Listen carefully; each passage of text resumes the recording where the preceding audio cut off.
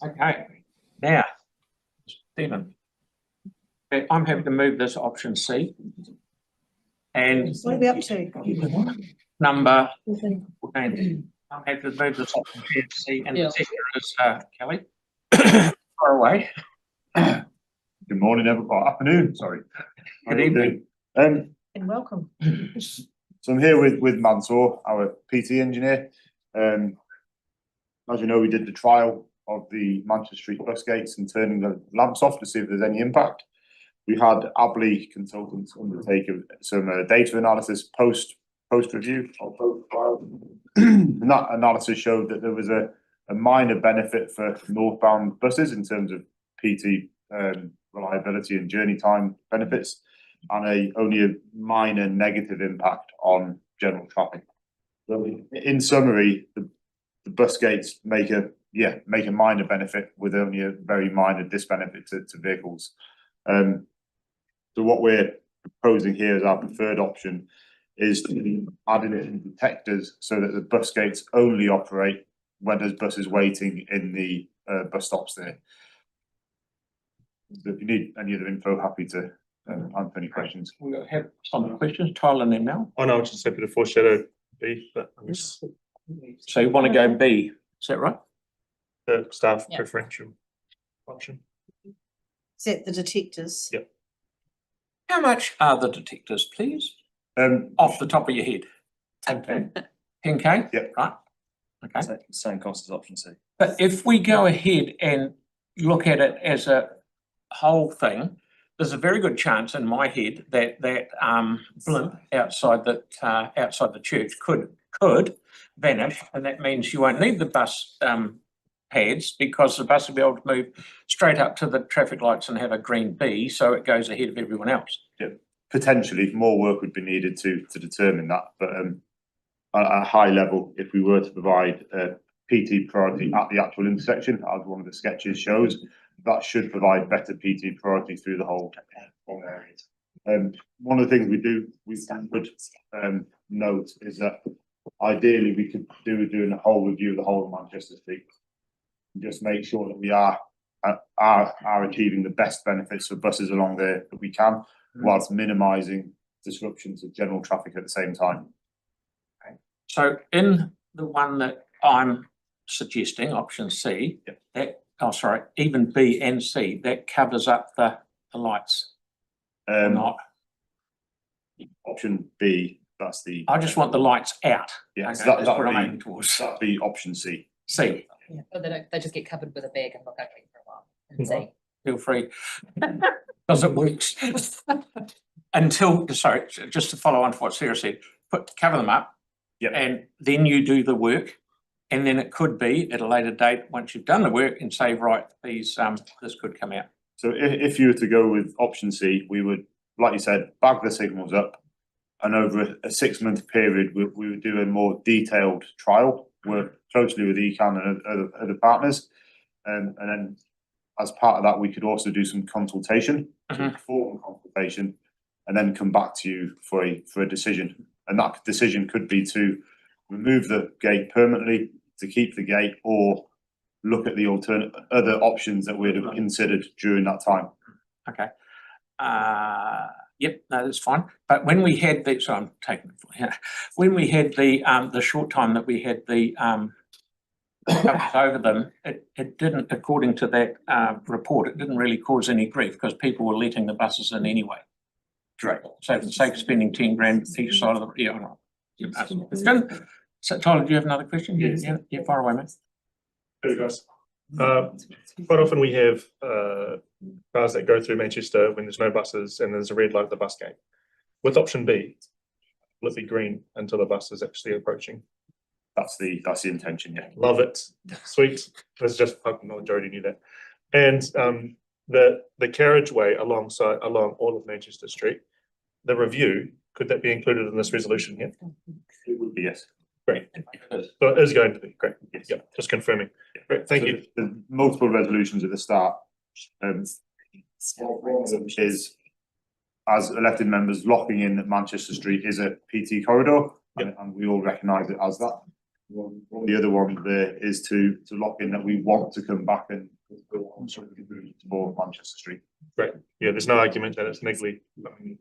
Yeah, thank you. Someone's been 20 grand. Right, Aaron. Yeah, so in the Abley report, did it assess the cost of how much Manchester Street would cost to make all those changes to make it dominated by buses? Like I don't know what they spent. It's probably worth 100 million or whatever for Manchester Street. And what did it increase passenger usage by? The short answer is that it didn't cover that. We're still 20% below pre-quake level. In terms of overall the passenger numbers are actually up. We're well above our pre-quake figures. Yeah. Oh, that's not what's on the site, so they must have. We're significantly up on our On the pre-quake numbers. I can confirm pre-quake numbers, but it's been growing every year for the last 10 years. I know that. We go, Aaron. Because So, it makes yeah. improvements. Well, the numbers are still 20% lower than pre-quake, but it's Good to get bus routes in areas where housing is. Yeah, yeah. Okay, thank you. Pauline, Oh, really? yes. I've got what it is. Okay. I was just Science. thinking that was number 6, carry out investigation. I'm just wondering when you're going to do that and thinking, would it be better to do that after Te Kaha is open?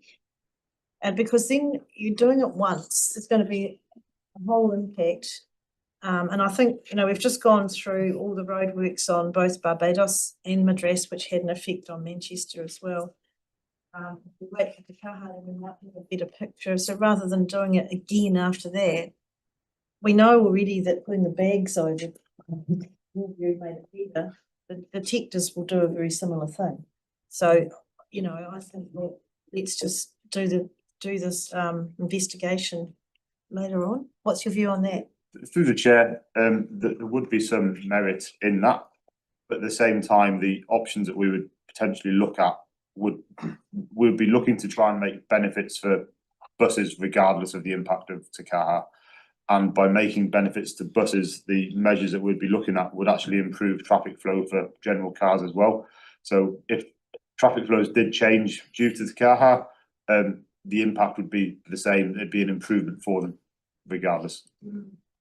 So when are you intending to do it? Like, We'd start it over the next month really, and then hopefully have something to report back to you early in the new calendar year. so when will you install the detectors when this passes? Yes, Immediately. probably within a couple of weeks. Okay, all right, thank you. So hang on a Got minute. to move it into seconder for the staff recommendations. No, mine's first. I've got a foreshadow that was Oh, yeah, Tyler. moved and seconded for the So stuff. we had the mayor, Yeah. first. Yeah. The second, and then, the staff recommendations for option B was foreshadowed. Sorry. So going forward, just so I'm on the right track, going forward, option B, with if the fences are in there, we'll see those lights still there. We would, and but they'd only be stopping vehicles. That's right, if but they there's- will still be there as more graffiti on the road and stuff. Yes. Right, so we've got 2 options on the table. Well, we've got this one. Yeah, you did. Yeah. Sorry, my mistake. So Yeah. can I just note that the change to staff recs for option C is just in 5 and 5A here, so that's what the change is. All right.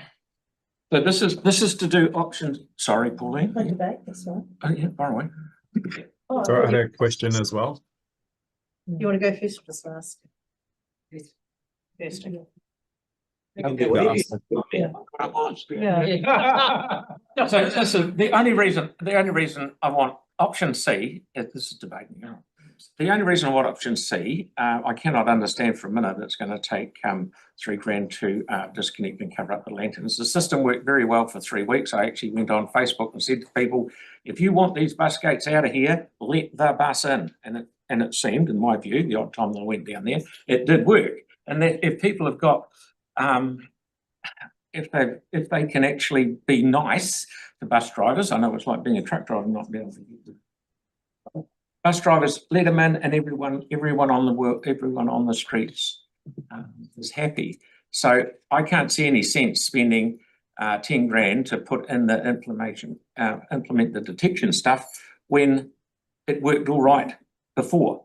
I just want to see, if possible, in the long run, the blimps outside, once transport come back to us, the blimps outside the church gone, and the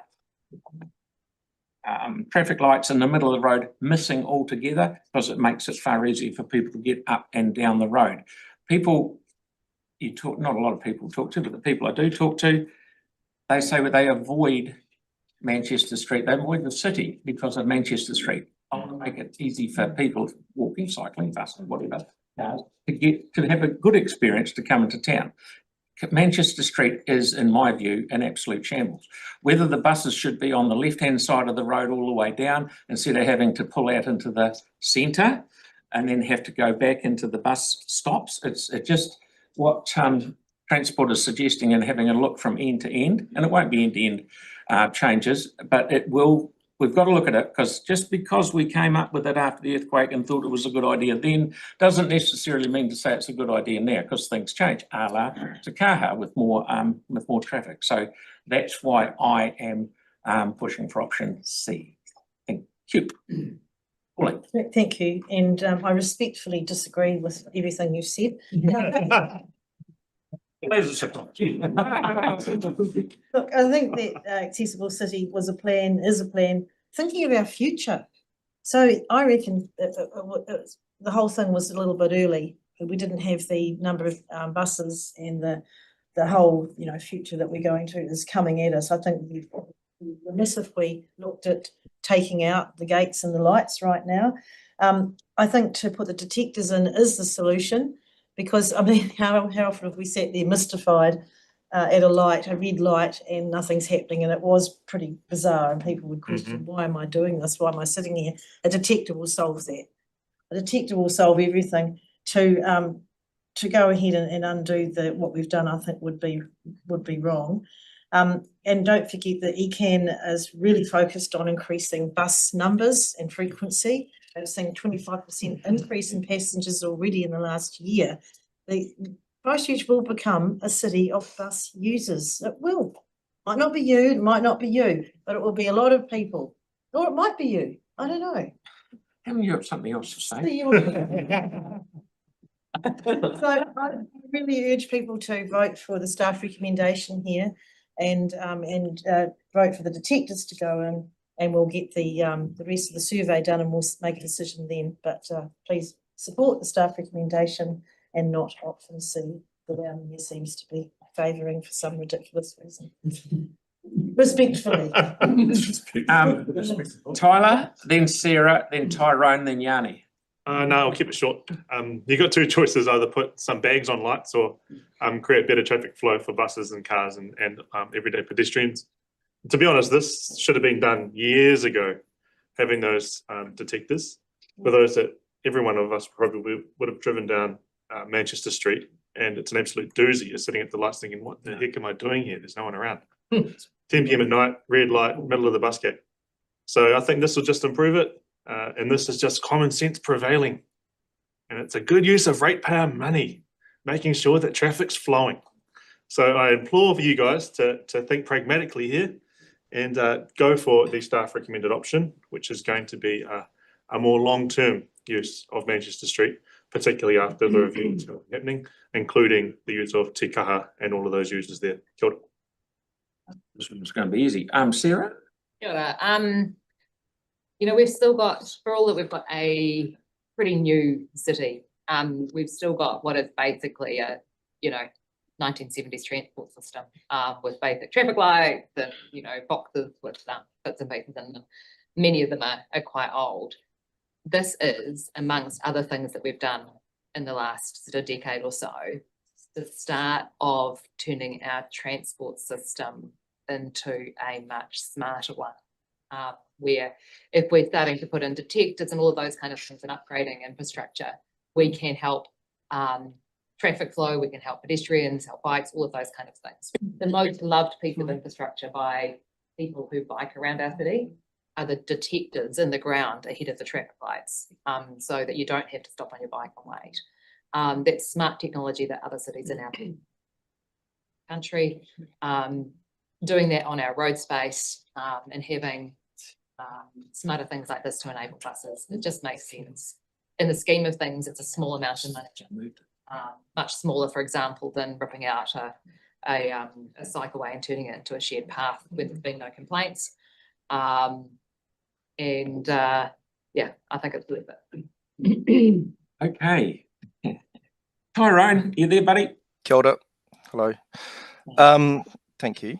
So Manchester Street, I mean, I personally think Manchester Street's an absolute triumph. Like, it's great to bike up and down. It's great for pedestrians, and it has never ever been a street as a thoroughfare. I mean, if you're using it as a thoroughfare, you're either lost, and if it's the reason you don't come into town, I'd suggest you've got bigger problems in your life than Manchester Street.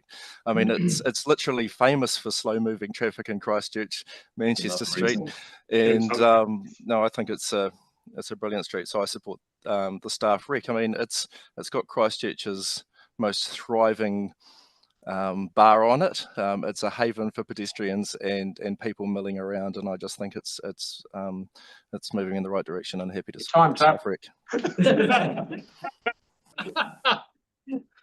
Thank you, Tyrone. That was very good. Yeah, Yanni. Thank you. Without doubt, we are long overdue for a review of the inaccessible city plan. There has been a lot of development that's happened. A lot of the principles behind it and things that we were told would happen haven't been done. And in the meantime, we're making individual decisions on roads within the 4 Avs that create congestion, create danger, don't make it safer. And actually just the number of times I've seen people going through the central city, turning the wrong way into one ways, turning the wrong ways into a whole bunch of streets where the signage is just, quite frankly, it's just way over the top. It's confusing.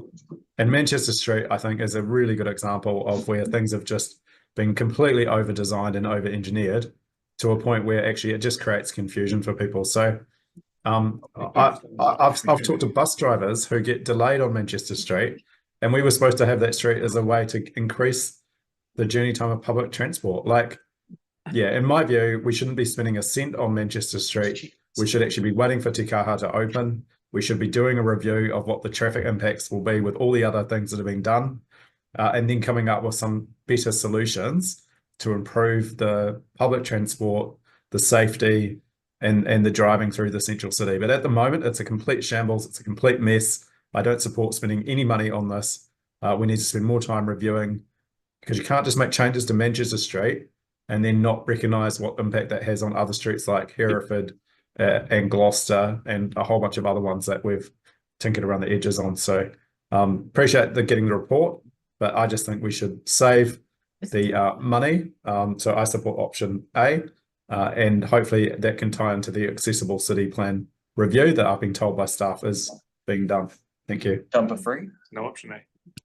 Done for free? Thank you, Yanni. And Aaron. So Here we go. I just want to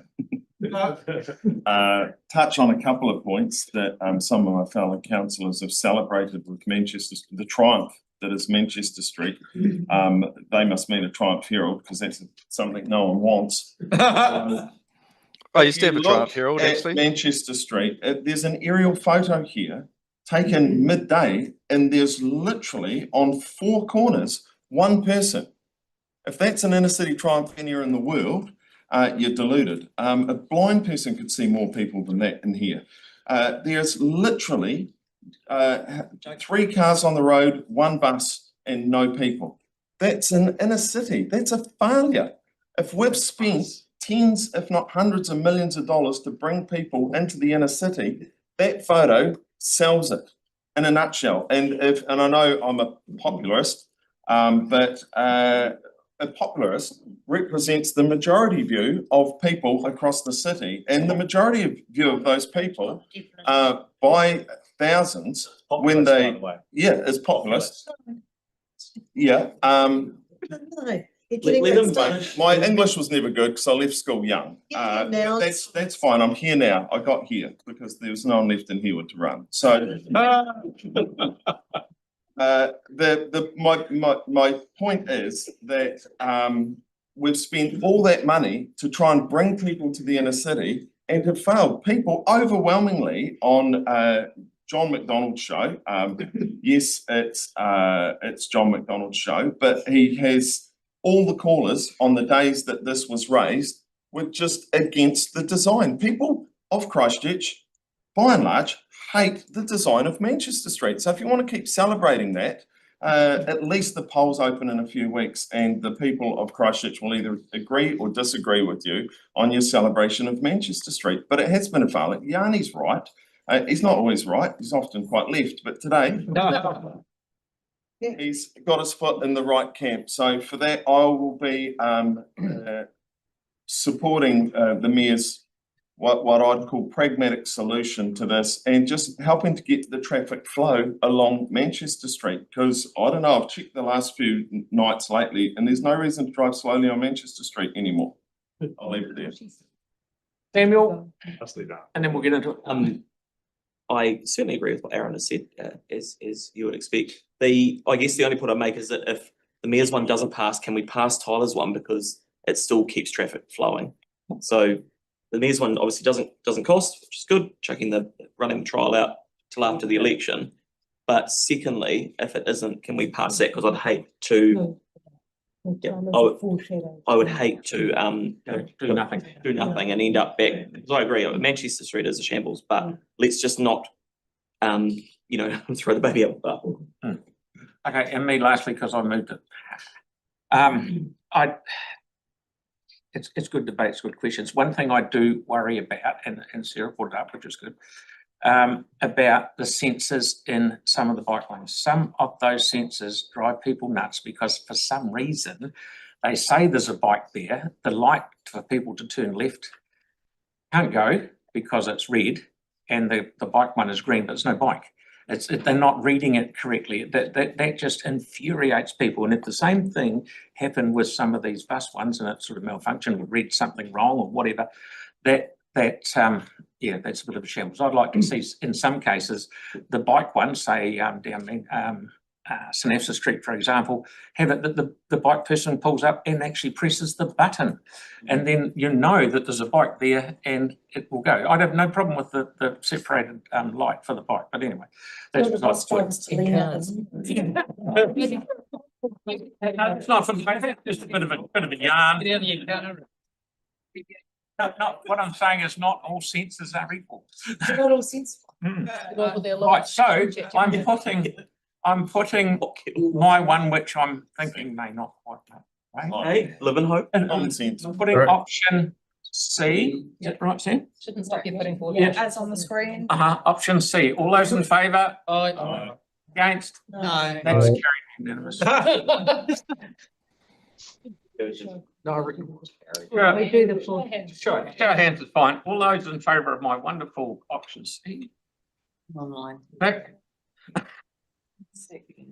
And Yanni. Victoria. He's A. What does he just? So he's going to vote against. Okay, you've got a. How many? So it's 1, 2, 3, 4, 5, 6, 7, 4. It's Tyrone and Yanni voting that way as well. Can I confirm hands up for against? 1, 2, 3, 4, 5, 6. And I've got Yanni and Tyrone. So 8. So that's lost. So now, well, So then it's a full. does that automatically make that, or we have to vote? No. No, we're up to. Okay, so now we vote for the foreshadowed motion, which is the staff recommendation, which option B. All those in favour of option B, please say aye. Aye. Against? Thank you, that's carried.